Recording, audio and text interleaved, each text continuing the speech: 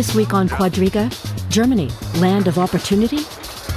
Newly released data shows Germany is now the second most popular destination for migrants, overtaking traditional immigration countries like Canada and Australia. Hundreds of thousands of people are moving to Germany every year, most of them in search of work and a brighter future. But not everyone is welcome in Europe's new land of opportunity. Asylum seekers often face an uphill battle. Legal hurdles make it difficult for many to settle in Germany. Some migrants have even endured violence from far-right groups who want them out. So what's causing the current boom in migration? Is Germany truly ready to welcome the thousands who want to call it home? Your host this week is Ali Aslan. Hello and welcome to Quadriga. This show is being broadcast worldwide. And if I were to ask our viewers out there, where would you like to live? The question more and more seems to be Germany. Why is that the case? Why is Germany the second most popular country for immigrants worldwide? What are the reasons? That's what I want to talk on today's show together with these three experts. Welcome to Alain Posener, who is a British-born correspondent and commentator for the German daily newspaper Die Welt. He's also one of Germany's most prominent bloggers, as well as the author of numerous books. Katarzyna Stoklosa is a professor at the University of Southern Denmark. She's of Polish origin and previously headed the Central and Eastern Europe Department at the German Council on Foreign Relations. And Pascale Hugues is the Germany correspondent for the French weekly news magazine Le Point. She's also columnist for the German newspapers Der Tagesspiegel and Süddeutsche, as well as the author of several books. Welcome to you all on today's show. Alain Posener, what's up with that? Germany, the second most popular country for immigrants worldwide, only after the United States, but before very typical and historic immigrant countries like Canada and Australia. The numbers don't lie. In 2002, 400,000 people came to Germany. That's an increase by almost 40% compared to 2011. What do you think? What are the reasons? Well, you know, you have to say, first of all, that the reason isn't really that Germany is such a great place, though I love it. It's that the rest of Europe is such an awful place to find work, and you know, and people are coming here from Spain, they're coming here from Greece, they're coming here from Italy, they're coming from Poland, they're coming from Romania, Bulgaria, and so on, because they need to find a place to work. And Europe, Germany is sort of an island within Europe where we have low unemployment, and people are actually crying out to find workers. So we are profiting in a way, if you think that immigration is a good thing, and I do. We're profiting from the bad situation in the rest of Europe, to be quite frank, and then also, of course, from crisis things like in Syria and so on. So it's the economy, stupid, as Bill Clinton once said. That's, of course, one reason, which we will get to the bottom of more closely. But Pascale Hugues, if we look at the numbers, in 2009, Germany was only the 8th largest country as far as immigration is concerned. Now it is the second. That's a jump from 8 to 2 in a time span of only 5 years. Now, the euro crisis, obviously, and the financial crisis has been mentioned. Could that be the only reason, though? I think it's the main reason. I agree with you. It's the main reason. I mean, all other countries are in crisis. My country is in a very deep economic crisis. And after the election, the European election on last Sunday, well, if I was black, if I was Syrian, if I was Muslim, I wouldn't like to try and knock at the door of France. I mean, it's maybe dangerous at the best, and or at the worst, it's dangerous. At the best, you're not welcome, and there's no jobs. I mean, in France, we have twice as much Arbeitslosigkeit, unemployed as in Germany. It's very, very, very difficult for young people. Most young people under 35, I mean, the people who voted the Front National, the right extremist party in France, there are very, very many young people, because 1/3 of the young people who come out of university or who have done who've learned a job don't find employment, and that's terrible. And who wants to immigrate in a place like that. So I think Germany's the better from the lot, and that's why people come here. And Katarzyna Stoklosa, indeed, the economy is very strong in Germany, very solid, particularly compared to its European neighbors. Unemployment is low. But before we get perhaps more into why the people are coming, let's see who's coming. Who are these people coming to Germany? Where are they from primarily? It's very interesting because this has changed a lot. And when we compare the situation now, migration in Germany, and 10 years ago, and migration in the 60s, above all, bad qualified people came from Southern Europe, in that time from Italy. And now we have a very well qualified migration, best people from all around the world, from Southern Europe, from Central Eastern Europe, and above all, people with great qualification arrive Germany. And this is a new trend, yes, a new trend in comparison to 1960s, but even in comparison 10 years ago. So now we can say that Germany profits from the migration outside Germany from diverse European countries. So Alan Posner, mostly from Central and Eastern Europe then, that seems to be the case. And indeed, Germany has demographic challenges out there. It's a rapidly aging society with a relatively low birth rate. So these labor and the skilled labor force is very much welcome, isn't it? Absolutely. I mean, there are also, I mean, from teachers down to qualified machine operators, we have huge opportunities and a need for immigration. And as Katarzyna says, I mean, it's great not to have sort of the immigration we had just 5-10 years ago, to people coming here just for benefits, you know, benefit tourism as it was called, but really coming here to work and they have the qualifications.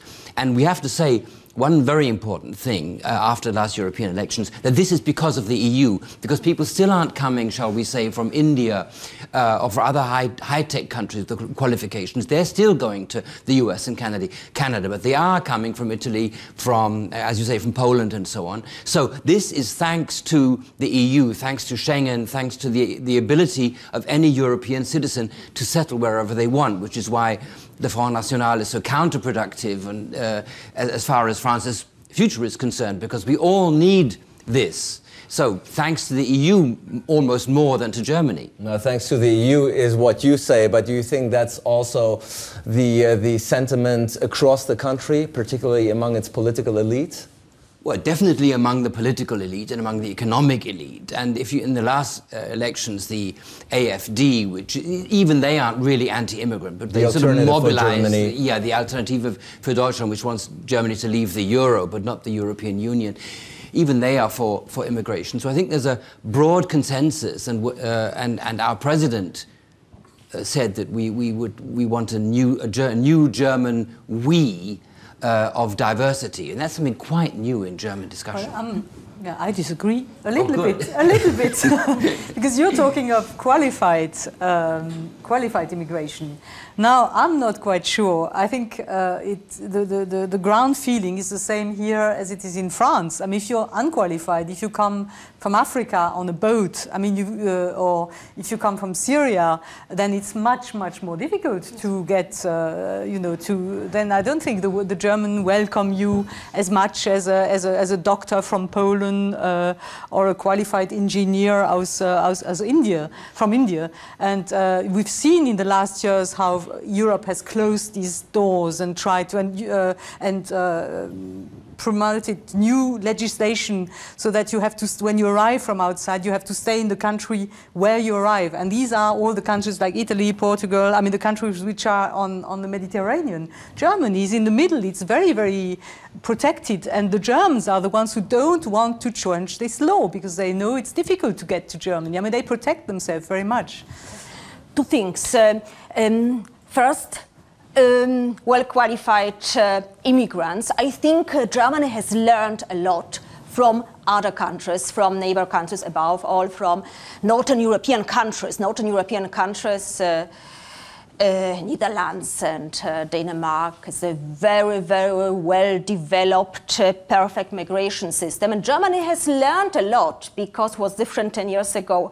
The other point, I agree with you, completely agree. Germany is prepared now for well-qualified people, can profit from top people from different European countries, and this is what already works. But you're right, Germany isn't prepared from the other sort of migration. We still have people who come to look for, yes, a simple job, are not so well qualified, and Germany doesn't have the system to integrate into the market, to help to first get language skills and perhaps better qualification. And this is what is already well developed in Northern European countries. And in my opinion, it's something Germany could learn from these countries, from this experience. So Alan Posner, not everyone is welcome, only those with a university degree. Is that the case? Yeah. Yeah, I think it's fair to say, but that's par for the course. I mean, it's not very much better in Germany than in other places, but also not worse. Britain, if you see the votes for the UKIP in the last election, these are also votes against immigration and against immigration even from Europe. If you look at Denmark, where you teach, an anti-immigration party comes in first. If you look at Finland, if you look at Sweden, and I don't even want to think what it would be like in Poland, for instance, if you had the number of immigrants, shall we say, from Turkey that we have, and other Eastern European countries. So, yes, we have a lot to do. We have a lot to learn from best practice. But quite frankly, Germany has made, just 20 years ago, it said Germany is not a country of immigration. Deutschland ist kein Einwanderungsland. And now the party which said that, the CDU, is for immigration. It was Willy Brandt who said, das Boot ist voll, the boat is full. And that was 40 years ago, or 50. And now look at us. So credit where credit is due. We've done a lot.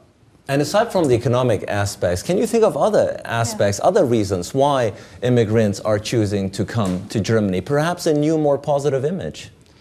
Well, I think we've cleaned up our act a lot. We have really done a lot. There's been stuff like the conference on Islam to integrate Islamic, to try and integrate people who are Muslims. We've done a lot in schools to get people to learn. We do try to, my wife is a teacher in Berlin-Wedding, which is an immigrant. In her class, most of the people are Turkish, and they are actually speaking German now much better than they did 10 years ago. So, and for scholars, it's very interesting. Germany, yes, great opportunities. It's nothing in comparison to United States. Of course, United States, you have all the possibilities at the universities. You can do everything. You only have to want it, yes, and you have all possibilities. But even, yes, in Germany has changed a lot, and for scholars an attractive place. Universities are an attractive place, and libraries and archive. So for well-qualified people, Germany is interesting place. It's also a country where you have nothing to fear. I mean, the German democracy is functioning very well. Look at your chancellor in here, Angela Merkel. She's very laid back, she's very cool. You might or might not agree with her politics, that's something else. But she doesn't frighten anybody anymore. Marine Le Pen frightens me and a lot of people, yeah? I mean, it's a country where democracy works. The German, I've just been on holiday in Morocco, and it was very interesting because they say, oh, German car is the dream of everybody, and they say the Germans, yeah, they're nice, they're a bit boring, they're a bit square, but they are nice. They are, they don't frighten anymore any longer. Yeah, and I mean, I go to Israel regularly because I have relatives there. In Israel, you say, I come from Berlin. I mean, it used to be 20 years ago, some people would sort of go back like this, which you can understand. But now it's sort of, oh, Berlin. It's either I was there last month or it's I'm going there next month. Yeah. So Berlin is generating this huge sort of surge of sympathy. It's, the cultural center of Europe. And all the French Jews buy flats in Tel Aviv and Jerusalem. Apparently the price of the property has risen because the French Jews want to have a foot somewhere else, and possibly in Israel, to be able to go out if it gets worse. They're scared, whereas Israelis are buying a property in Berlin. Yeah, it's crazy. Some people point towards the World Cup 2006 as that marked somewhat of the beginning of an image of a more positive and friendly Germany. Do you think that would be overstating the factor of sports, or do you think it really had something to do with Germany's image outside being much more positive than it used to be? Of course, it has to do with Germany's image, and after 2004, and you're right, 2006, it became strong. Germany started to be presented as a very tolerant and open-minded country with a lot of possibilities. And when I compare the media reports in Central European countries, I can notice it has changed a lot. And before 2004, Germany was presented in a completely different way. As a country where you are not so much welcome, and perhaps you could change your mind and to migrate to other countries. And it's very interesting because before 2004, most qualified Poles and Czechs, but Czechs not so much, they don't like migration, but Poles, they went to Great Britain and Ireland, and to Germany arrive only not so well qualified Polish people. And now has changed. Most qualified Polish people, they don't go to Great Britain and Ireland, but to Germany. And this is a very interesting trend. Yeah. And Alain Posner, you already mentioned the experience you encounter when you travel to Israel, for instance. This experience, is it also shown when you travel within Europe, for instance? I just came back from Greece. And it's interesting. I mean, you in a shop, and they ask you where you come from, and try to stammer Greek, it doesn't work. And you say Germany, 2 out of 3 people will just slightly draw back because they view Germany and Mrs. Merkel as the country which is forcing austerity on them.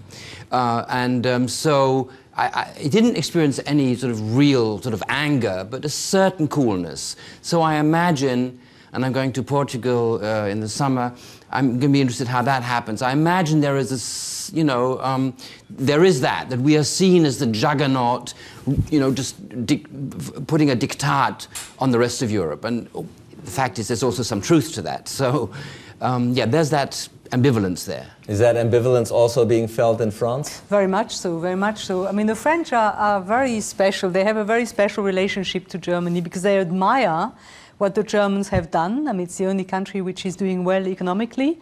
Gerhard Schröder, the old chancellor, is a hero in France because he's reformed the economy, and our politicals can only dream of it. I mean, they haven't done anything. That's why they've had so bad results at the European elections.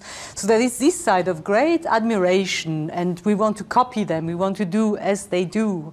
On the other hand, there's a lot of envy as well. Why have they managed and we haven't? And you have top, very, very prominent French politicians who suddenly compare Angela Merkel with Bismarck, which is absurd. So there's a lot of sort of psychology in it as well, and things which come up again, which are which are completely irrational and very unfair. But it's a very ambivalent relationship. And the image of Germany is even very popular in Poland. Obviously a country that has also had some historical grievances here. Oh yes, of course, and it's a very positive image now, and it has changed a lot when we compare the situation with the situation after the Second World War, when Germany was the first enemy. But later on in the 90s it changed, and Russia became the biggest enemy, and Germany started to be a best friend, a Polish friend. But we have to say that Poles are very rational people. Oh, really? And this is, yes, this is the reason why, this picture and presentation of Germany changed because of first of all, of the economic development. This is what Polish people impressed. This is what they copied in Poland. Poland, on the other hand, from Spain as well in that time, before the financial crisis and after transition process in Spain. So in Poland, they copied this transformation from totalitarian into democratic system in Spain and well-developed economy in Germany. And this is the most important Polish partner, Germany, the most important because, of course, it's a neighbor country, because Germany supports Poland a lot politically and economically. But another issue that I would like to mention, what still doesn't work in the German immigration system, language skills. German language. It's very interesting when I compare with other countries.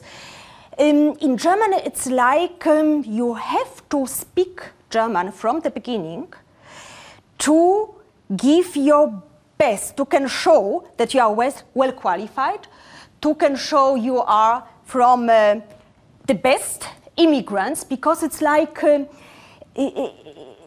German people, they express and they see too much behind the language skill. It's different in the northern countries. When you arrive there, you have to speak English. But the most important is what you are saying, what you are thinking, and what you can give from yourself, yes? Language doesn't really play any role. And after that, after you have arrived there, you have to learn this language, but it's not the most important point. Pascal, would you agree? No, I wanted to go back to this beautiful relationship between Poland and Germany, because these rational Poles. Well, the rational Poles, if I remember, not so long ago, have compared Angela Merkel with Hitler, and there were massive and very, very aggressive press campaigns against Germany in Poland. But I'm not quite sure it's so relaxed between these two countries, and I don't think that I think the Poles, that's why I think I understand that, are very much like the French, you know. When you're insecure, and the French are very insecure, it's a French problem, it's not a German problem. The French are very insecure at the moment, and then you attack the Germans. It's always very comfortable and very easy, and it works, because the Germans, they retreat, they don't attack back, which is good. I admire Angela Merkel. I don't know how she does it, because she says, oh, you know, well, it's freedom of speech. If they want to compare me with Hitler, if they want to compare me with Bismarck, let's do it. Let them do it. And she's extremely strong, and that's the best attitude. Well, Alan Posner, do you think that this ambivalence that we've talked on today's show about Germany being a very popular country, but at the same time it's also being seen as imposing on the European scene anyway, and when that happens, the German Chancellor is being compared to very ugly individuals from the German past. What do you make of these cheap shots? I mean, at the end of the day, what do they reveal? Not so much about Germany, but their neighbors. Well, like Pascal said, it's insecurity, and it's easy, you know, to bash Germany because of what Germany did. Germany can't escape its past. There is that. I mean, we occupied France, we occupied Poland, we used Poland as killing fields and so on. I mean, it's just terrible. And Greece and so on. So you do that, you have to expect that people are going to use you then and not going to let you forget. And that's, you know, that's fair enough.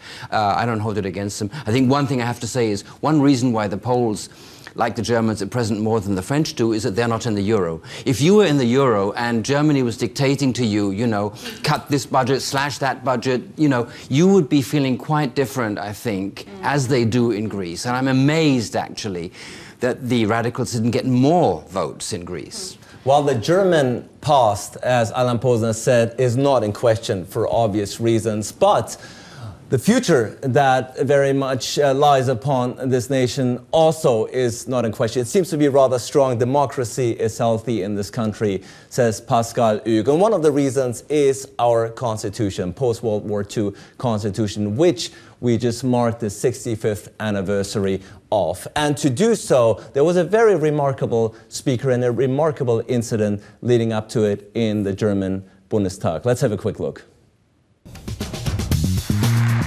Navid Kermani, whose parents came here from Iran, used the occasion to raise some difficult issues about German immigration. He said while Germany had become a much more open society, it could do more to accept people from other countries, especially asylum seekers. Germany doesn't have to accommodate all who are weary and burdened in this world, but it has enough resources to protect the victims of political persecution rather than shifting responsibility onto so-called third states. Besides legislative changes, Kermani said Germany needs a change of attitude. This country, he said, should be proud that people want to come here. This is a good Germany, the best that we know. Rather than closing up, it can be proud that it's become so attractive. But he also pointed out that those who came to this country in search of opportunity need to make an effort. On the other hand, perhaps immigrants have at times failed to make sufficiently clear just how much they value the freedom that they share in. Both in its praise and its criticism, Kermani's speech was food for thought. Alain Posner, before we get to the content of the speech, how remarkable was it that such a momentous speech was given by somebody of Persian descent, a Muslim, if you will, at the German Bundestag? Does it show that Germany is finally coming to terms with its own diversity? Yes, I think it does. And it happened in a week where President Gauck, as I said, who didn't speak, interestingly enough, in the Parliament for the 65th anniversary of the Constitution, where he, however, said that he wanted a new German we of diversity. And remember, his predecessor was criticized, and Christian Wulff, his predecessor as president, was criticized for saying that Islam belongs to Germany. And now a Muslim is speaking on the German Constitution to the German Bundestag. It is quite a remarkable thing. And, you know, I'd be the first to say that we have a lot to do. And that there, you know, and there's tons of prejudice to be pushed aside. But this really was quite something. Katarzyna Stoklosa, indeed, a German of Persian descent is being asked to give this momentous speech on the eve of the 65th anniversary of the German Constitution. A lot of people have been saying Germany's not really comfortable with its own diversity. It's not embracing its diversity. And if we look at the numbers, 20% of all Germans have a so-called migrant background.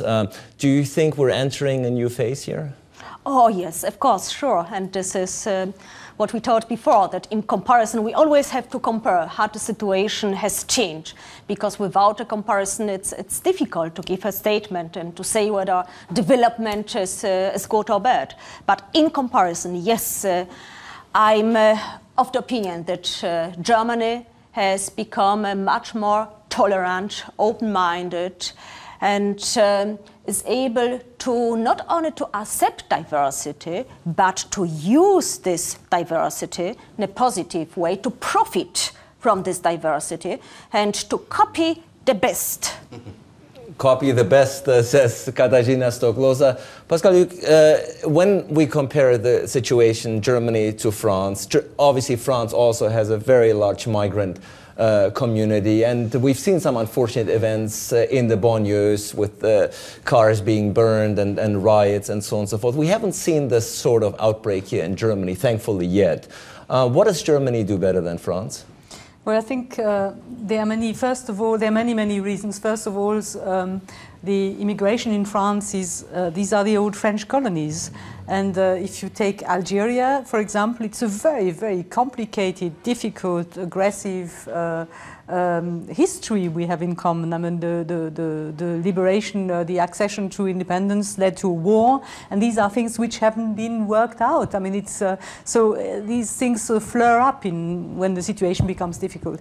Then in Germany, you don't have these huge banlieues, these towns outside the cities where all the immigrants, ghettos, where all the immigrants live together, which are of course explosive. And I think that the French society at the moment is more racist than the German society.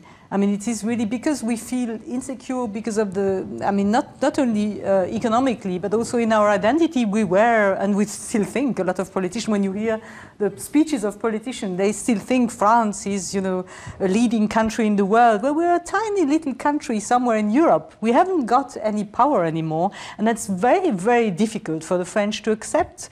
And then you retract in this sort of nationalistic fear, and then it's very difficult for immigration. Now, Alan Posner, of course, it would also be dishonest not to mention that a fraction of the German Bundestag, of the parliamentarians from the Christian Democrats, walked out in protest because they felt Navid Kermani was not a suitable speaker, or rather also the content, and which I want to get to, namely that he says Germany must do more, should do more. Germany up until now has taken in 10,000 refugees from Syria, for instance. You've already mentioned Lampedusa, and so on and so forth. Do you think with this newly gained popularity and respect across the globe comes a new responsibility as well? Do you think Kermani is right when he says Germany is not doing enough?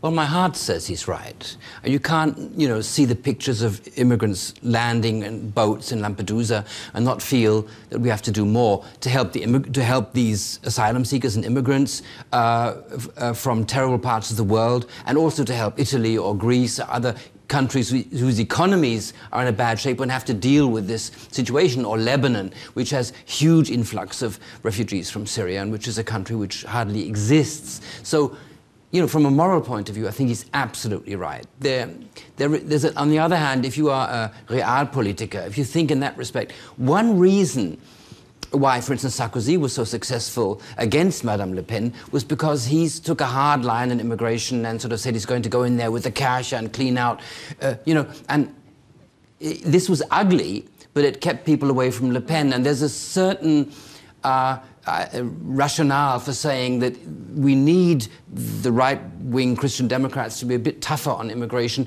in order to keep the, you know, fascist and xenophobic elements down. So with my heart, I'm with him. With my brain, I'm thinking we have to be careful here. Well, we'll see if we can reconcile the heart and brain of Alan Posner before the end of the show. But Katarzyna Stoklosa, indeed the question always comes up about Germany's responsibility, especially in times where it's doing good in economic terms and so on and so forth. But that's bad news for German politicians who have both the German President Gauck as well as the German Foreign Minister Steinmeier, who in the past few months have said, yes, we are willing to do our share. It's bad news because a poll just recently published by the Kerber Foundation is saying Germans don't want that. Quite on the contrary, Germans want the country to stay out of international conflicts. How do you solve this dilemma? Of course, it's a dilemma, and the majority of German population says we don't want to have the whole possibility for all political and economic problems in Europe and outside Europe. We have to share our responsibility. But very important aspect we haven't mentioned until now, the reason why Germany has become so open-minded and tolerant is the question of nationalism, a question of identity, and it's completely different in Germany than in other European countries, above all France or Baltic countries or Poland. We How have so? a very... How so? Give a specific example. How is it different? One example with my students. I have students from more than 30 countries in my classes, and I always try to deconstruct nationalism, national states, and to think about in regional identities, in common identities.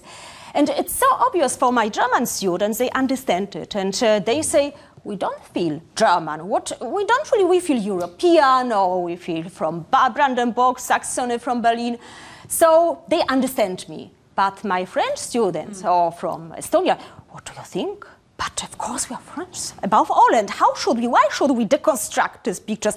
And this is very important. I think this German, not German identity, this German European identity and anti-nationalism nationalistic identity could be model for European. But you know why the Germans wanted to be European. I mean, it had a function here because they didn't want to be German. They just get on my nerves because what's so wrong about being German or being French? You know, you can be European too, but it was an ersatz identity for the German long time. And then when they wanted to be, you know, wanted to get very, very far away from their German, then they would say they are Weltbürger, they are citizens of the world, which is, what is it, the citizen of the world? I mean, this is, so I think it's much, I would prefer it when the Germans said, which they did since the last VM, we're quite glad to be German. It's okay now, you know, especially the young generation, to be relaxed about it and then to be European.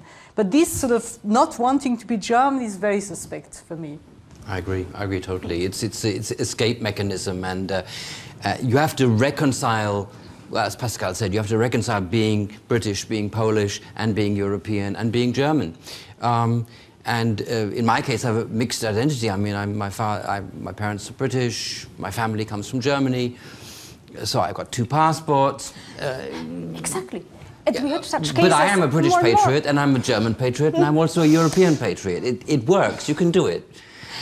Well, we'll see that when Germany meets Britain at the World Cup. Oh, then of course, we'll see where Then I'm going to have a really hard time where I live because I'll be the only one going for England. Yeah. But it's being said, and I want to come back to the point of Germany embracing its own diversity.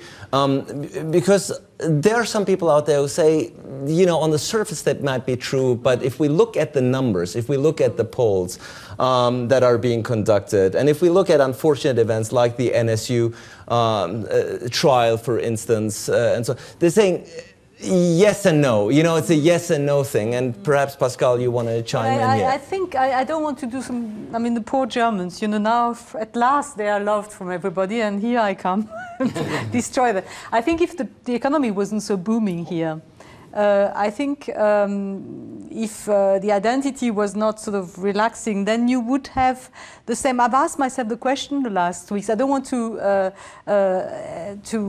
apologize my country. What happened on Sunday is really terrible. But I think this reflex of xenophobia and wanting to shut down and being nationalistic and not wanting to, this would happen if this country was not so successful economically. I'm sure you have that here as well. And if somebody like Marine Le Pen, somebody respectable with who can talk with a political, I mean, it's the Front National is very, very professional. Very professional. You don't have any xenophobic paroles in their speeches. If you had a party like that or a person like that, I'm not quite sure. I mean, this Alternative für Deutschland, this new party who's anti-Euro, I mean, the guy who's leading it is, I mean, he's not extremely charismatic, Herr Lücke. He's not very charismatic. If you had somebody like Marine Le Pen, I'm not sure. But I'm not agree. I'm afraid Alternative for Germany can become really dangerous with the time because they have a lot of intellectuals behind and in the party. And this is always the most dangerous development, well-qualified intellectual people with such nationalistic slogans. Yeah, but you can't compare them to the Front National. I mean, it's a complicated. We don't know. We don't know. I mean, it's you know, the Front National is a xenophobic, anti-Semitic party, and you can't say that. And of course, it is true. We are glad that we in Germany haven't had the same results at the EU polls. But we started the show with the question whether Germany is a land of opportunities. And I want to spend the remainder of the time on the show on that. Because if we look at the statistic figures put forth by the OECD and the UN, they still say that social mobility and economic prosperity in the future is still very closely linked to one's socioeconomic and ethnic background. And you mentioned your wife, who's a school teacher. What must Germany do better here? Well, Katrina's put it, I mean, it's not only language skills, it's skills. You have to have a change of mindset because, let's face it, Germany was also very lucky in its immigrants. We have a large Turkish immigration population, not from the Maghreb like in France. And these are very hard-working people who, although they weren't allowed to take jobs. Then, you know, they took over they became tailors. They became, you know, they had fruit stalls in the market and so on. TV hosts. TV hosts, even if you call that work. You know, I mean, they really. And I'm not saying this to compliment you, they're really hard-working people. And they've shown that they grasp the opportunities they have. We have to give them more opportunities. I'm sure it's in the case of freeing up bureaucracy to give people chances. And in schools, very definitely the mindset of teachers has to change, not saying, you know, so who are you, but what can you do? And this is indeed not tied to language, because someone can be very intelligent and stumble over language. Give them an opportunity. That is changing, but it's changing too slowly. I agree there. And Katarzyna, what about the new immigrants? We've talked about those who've been here perhaps for 30, 40 years, about their chances to move up the economic social ladder and their offspring. What about the ones that say, I'm going to come to Germany now? Is that a land of opportunities for them? Oh, yes, of course, it's a land of opportunities. And this is why many of them decide to stay for longer or forever. Many Poles, they arrive and they would like to find a good job, even if it's worse than in Poland. A lot of well-qualified Polish people arrive and take a job that it's worse than their job in Poland because it brings more money. And this is why they say, okay, this will be only for 1 year or perhaps 3 years. And after they decide to stay for longer because, yes, they have started to like this country and because they have started to see a lot of possibilities, opportunities. A lot of possibilities, a lot of opportunities. Pascal, you came to Germany, obviously, and you stayed. What made you stay? Well, that's tolerance, a very nice place to live. Berlin, I wouldn't say I would live in Düsseldorf or in Stuttgart, but Berlin. Definitive. Of course, we have viewers in Düsseldorf and Stuttgart as well. They did not hear that part. But would you also subscribe to the fact that Germany is a land of opportunities? Yes, absolutely, absolutely. I mean, it's a very solid democracy. It's a place where you don't have to fear anything. It's a place where you have a social nest. I mean, nothing can happen. You can go to the doctor. You have unemployment money if you are and it's a place where there's work, which economically booms. What do you want more? Germany is booming. I think that's become very clear on today's show, and hopefully will continue to do so for some time to come. Germany, the second most popular immigration country in the world. Let's see how that will play out. We, of course, on DW will continue to follow the story. I want to thank my guests for a very spirited discussion, one where we examined Germany from bottom to top, and I think came out with a lot of results. Thank you out there for tuning in, and looking forward to seeing you again next week for a new edition of Quadriga.